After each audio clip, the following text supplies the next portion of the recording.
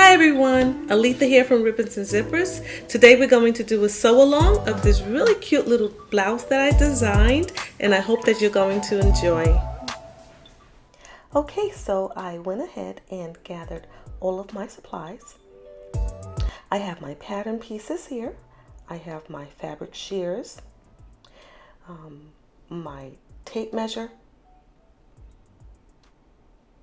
my sewing thread to go ahead and match my fabric, and I also have my serger thread. I'm going to need 4 of those. My elastic thread to wind an extra bobbin.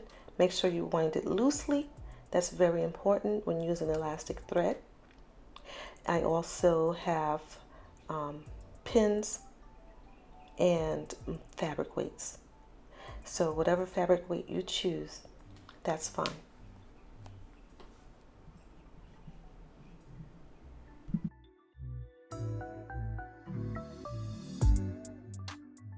So this fabric needed to be prepped before I laid my pieces down. I had to go ahead and even the edges out and make sure the polka dots were all lined up. So now I went ahead and laid down my pattern pieces according to the grain lines. So with only 6 pieces to deal with, you're going to see that this is a pretty simple project. Okay everyone, so I've gone ahead and make sure I marked all my notches and cut out all of my pieces, and now I'm going to take it to the machine. Okay, so now starting with the ruffles, I'm going to attach the back ruffle to the front ruffle. I'm going to match my notches, and then I'm going to go ahead and pin one section at a time.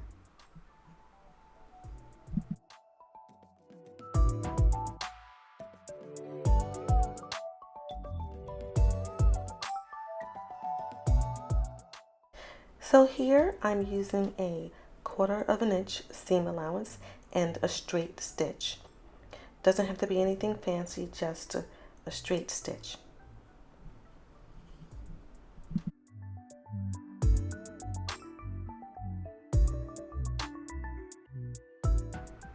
So with this fabric, I had to go ahead and use plenty of pins because this fabric moves a lot. It's very slinky, and so the pins help to keep everything in place. But of course, when you're pinning or sewing, please remove all of your pins. Never sew over any pins. It'll damage your sewing machine.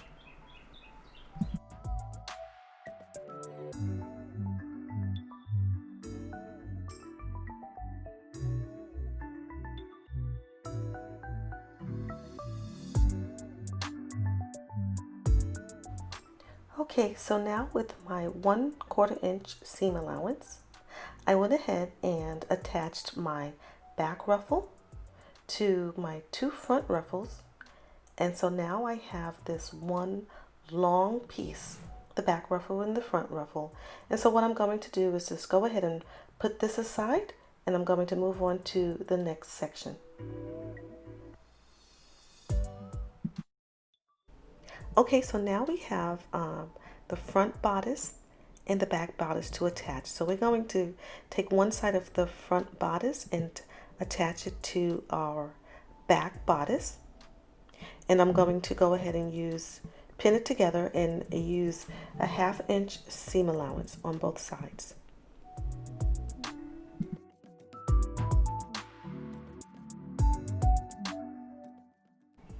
Okay, so I've completed my side seams, and I'm going to leave the front open. So now what I need to do is to go ahead and create my armhole. So I'm going to attach my shoulder seams together with a 1/2 inch seam allowance. And okay, so once I've completed my seams, my side seams as well as my shoulder seams, I'm going to trim them down to 1/4 of an inch, and then I'm going to go ahead and use my serger and finish my seams.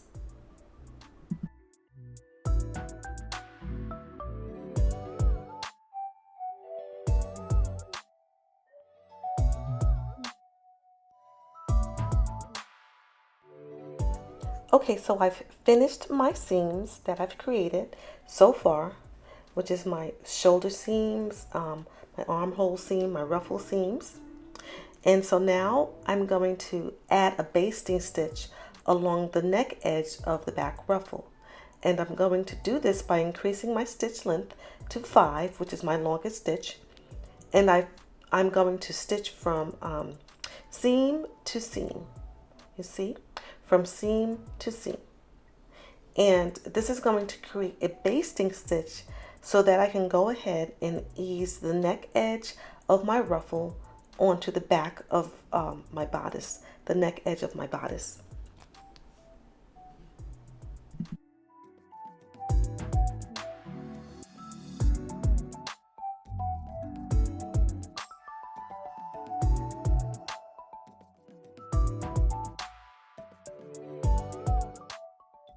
Okay, so when I'm done basting, I'm going to go ahead and pull the thread and leave enough so that I can have enough to pull the basting stitch along.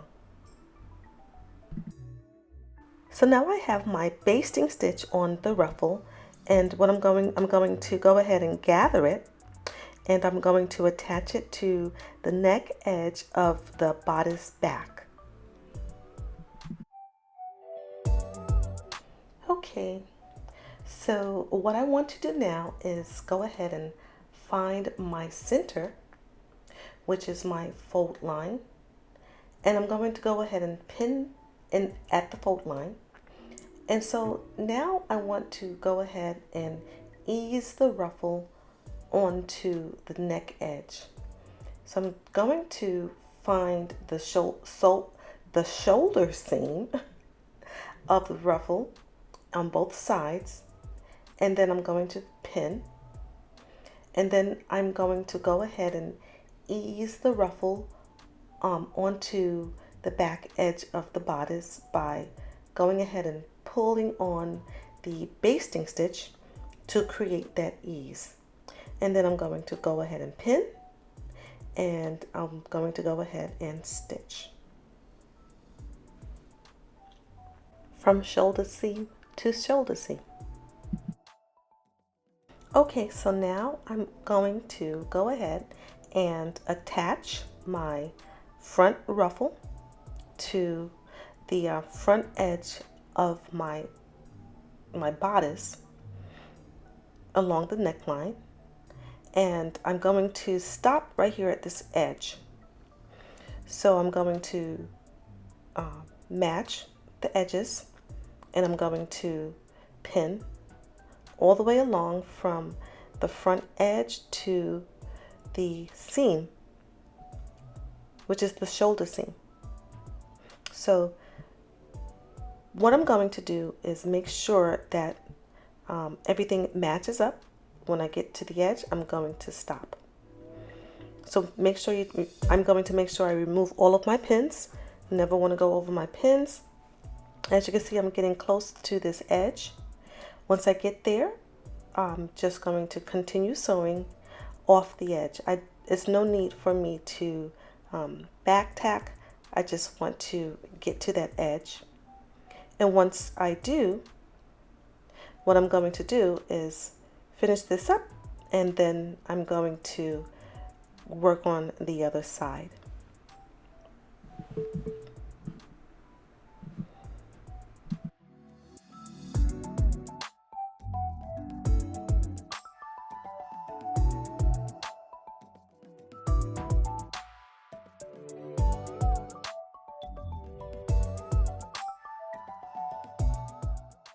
So now what I've done with my serger is I've finished my neck seam, my front and back neck seam under the ruffle, and I'm going to go ahead and give it a pressing towards the back bodice because I need to do a top stitch.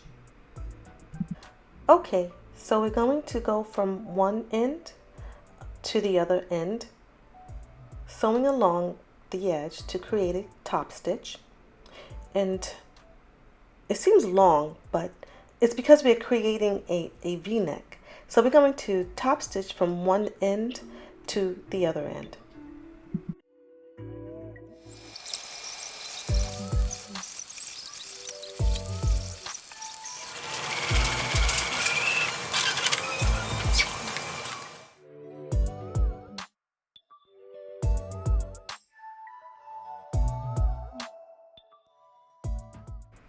So what I want to do now is to prepare the bottom half of my top for shirring. When you're shirring, you sew the right side with the right side facing up always. I'm going to create lines going all the way across, and I'm going to use this disappearing marker as well as this see-through ruler by Dritz. It's a see-through ruler, and what I love about this ruler is that it has centimeters on one side, and it has the half inches on the other side. And I'm going to be using the half-inch increments. So I'm going to place the ruler at half-inch. I'm going to make 8 lines going all the way across and 8 lines going down.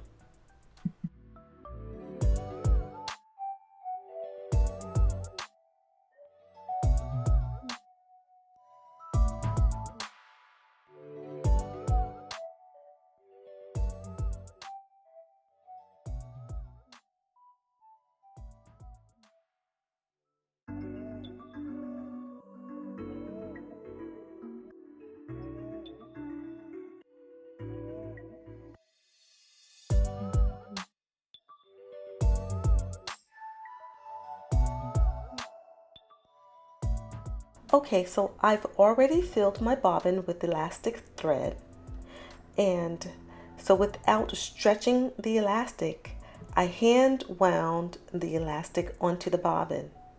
So now what I'm going to do is just insert my bobbin as normal, and what I need to do now is just use my hand wheel to bring up the elastic thread. Once I pull up the elastic thread, and then I'm going to cut it to a nice long length. So let's use the hand wheel. Let's bring up that elastic thread, you see. So let's just cut. What I'm going to do is just cut the excess thread right here. And now I have a long enough, remove that part out of the way, and I have a nice long enough piece of elastic thread and my sewing thread to work with.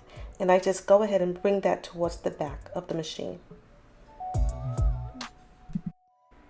Okay, so now I'm going to just follow the lines that I created. My hands are hot, so my lines are already starting to disappear. But I'm going to follow my lines all the way across and just start shearing.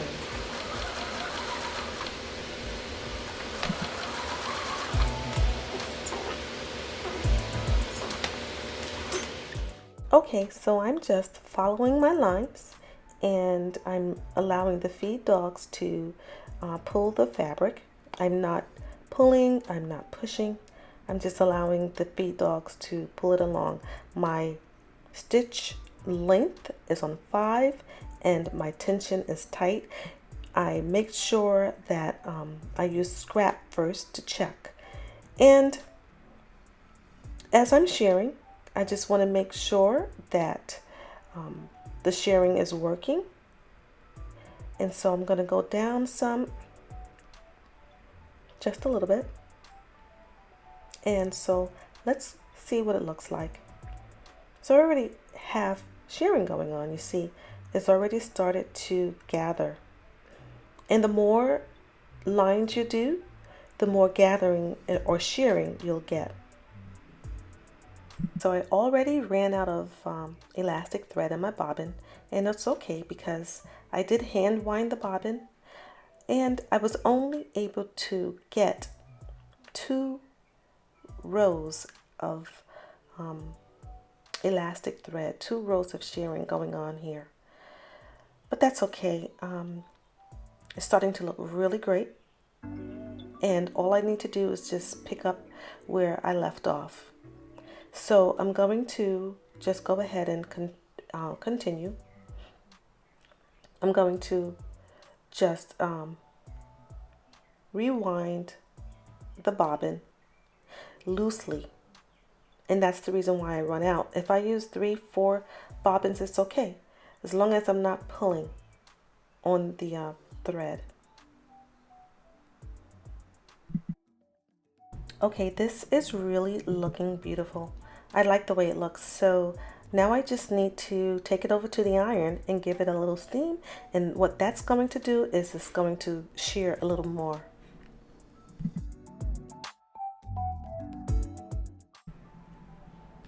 Okay, so you just want to give it a little steam.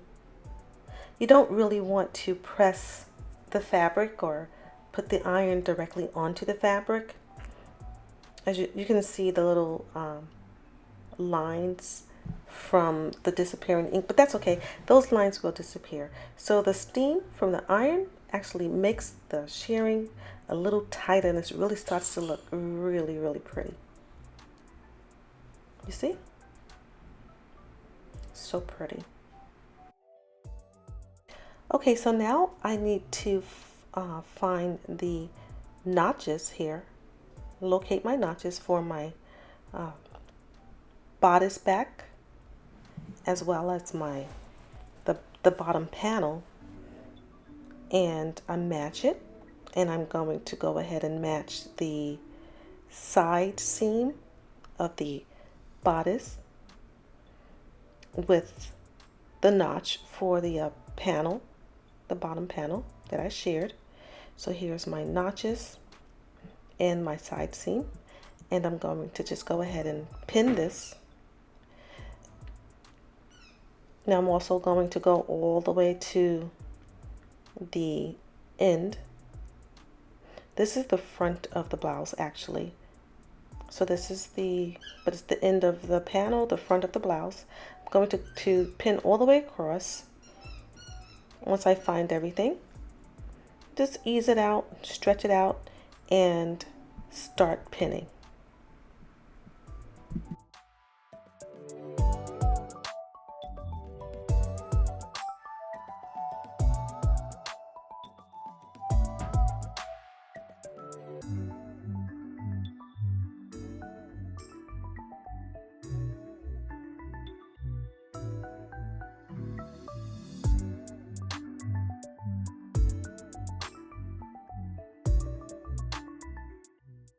Okay, so now I'm going to go ahead and sew a 1/4 inch seam of allowance all the way across.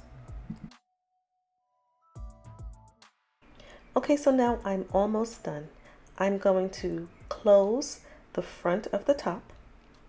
But before I do, I need to decide what type of hemming I'm going to use for my ruffle and for the bottom of my the bottom panel. So I have decided that I'm going to use a rolled edge stitch. I'm going to use my serger, and I'm going to add that stitch before I go ahead and close the top. Okay, so like I said, I chose to do a rolled edge stitch with my serger, and I'm going to start with the bottom panel of the top.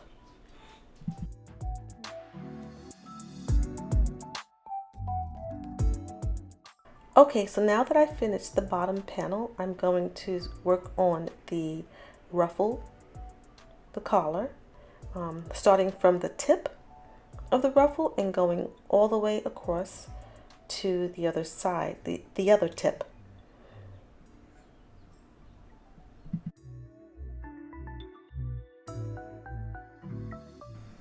Okay, so I'm done, and this came out absolutely gorgeous. I love it. It's nice and flat and very delicate. So this rolled edge stitch lends perfectly for the ruffle and the bottom panel of this lightweight blouse. Okay, so now it's time to close up the front of the top. I'm going to match all 4 pieces. This is the front ruffle and the front of the bodice. I'm going to match everything from the tip all the way down to the end and just pin so that everything is falling exactly in the same spot. So let's go ahead and pin. Let's pin everything all the way across.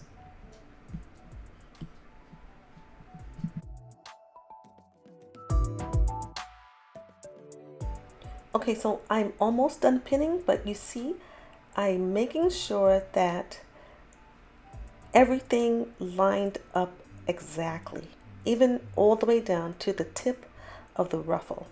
That's very important because I don't want it to be wonky or not matching. So as I keep going down to the end, I can see that everything matched up perfectly.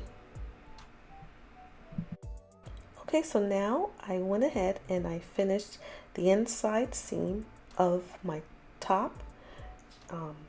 Everything is looking absolutely gorgeous, and we are almost done. Okay, so now I'm going to work on my armhole binding. I'm going to measure 1/4 of an inch, and I'm going to press the armhole binding. I'm going to go ahead and make that 1/4 of an inch fold on both sides of the armhole binding, and I'm going to press. So now I need to fold my armhole binding so that it's 1/8 of an inch from the edge, and then I'm going to press. But that 1/8 of an inch is going to be very important when I go ahead and stitch it to the armhole.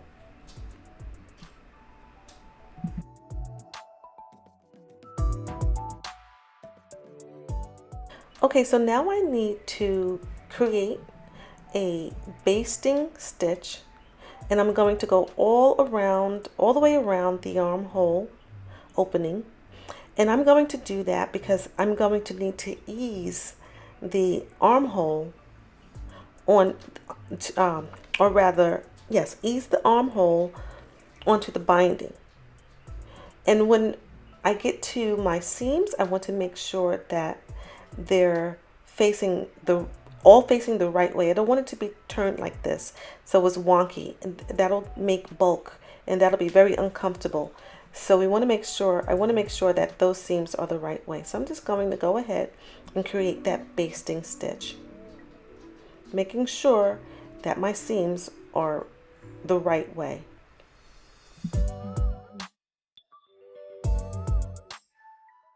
Okay, so now that I installed my basting stitch, I'm going to make sure when I pull that I have no puckers. So I want to smooth out as much as I can before I go ahead and put the band on. Just smooth it out and make sure that there's no puckers. And I'm going to go ahead and start at the side of my top. So I'm going to find the seam, and I'm going to use the band that I pressed, and with the short side of the band I'm going to start about a half inch away from the seam, and I'm going to go all the way around and install my armband.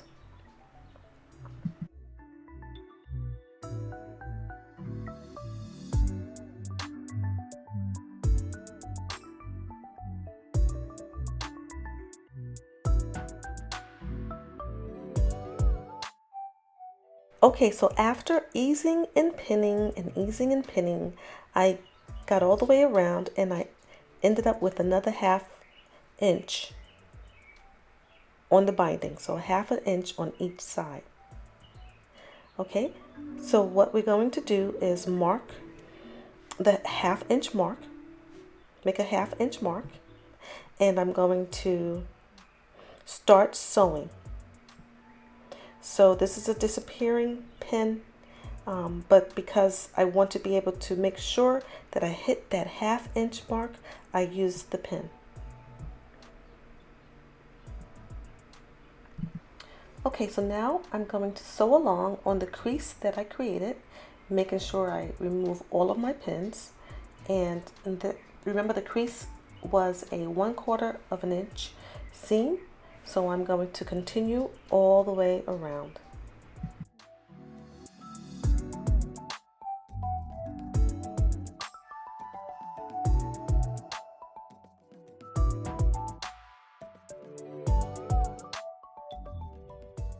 Okay, so now I'm back where I started, and there's my side seam. And so I'm going to go ahead and close up this 1/2 inch seam binding, and there we go. Perfect.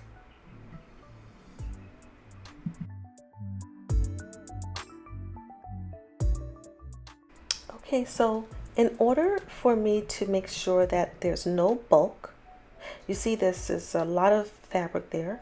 What I'm going to do is make sure that I fold the armhole band seam the opposite way from the side seam here. I don't want them to be on top of each other, so I'll fold the armhole band the other way. But first what I'm going to do is just trim it with pinking shears and give it a press. So there you go.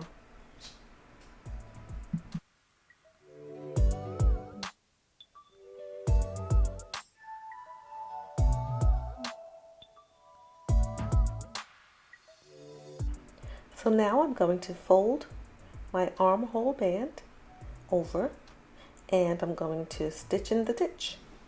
And this is going to be done by, let me just first go ahead and pin the armhole band down so that it can be nice and flat while I'm stitching in the ditch. I use as many pins as I can to keep the armhole down. Okay.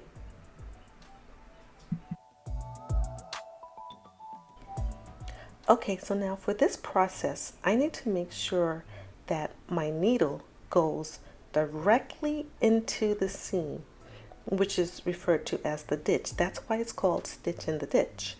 And so once we do that, on the other side of the armhole binding, we're going to have a perfect stitch.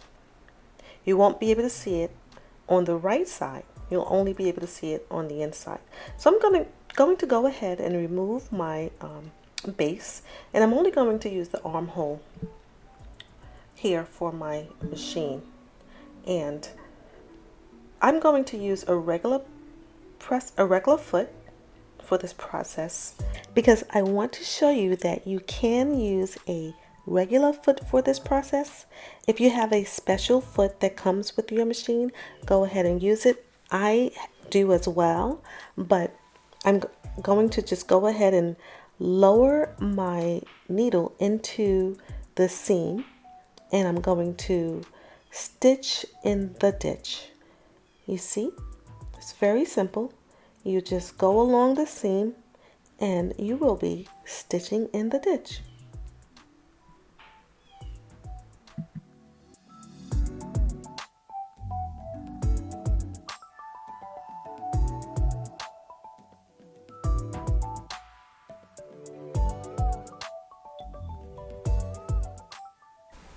And I'm all done. Thank you for watching, and please subscribe to my channel. I'm going to be doing more videos like this in the future. Thank you so much for watching.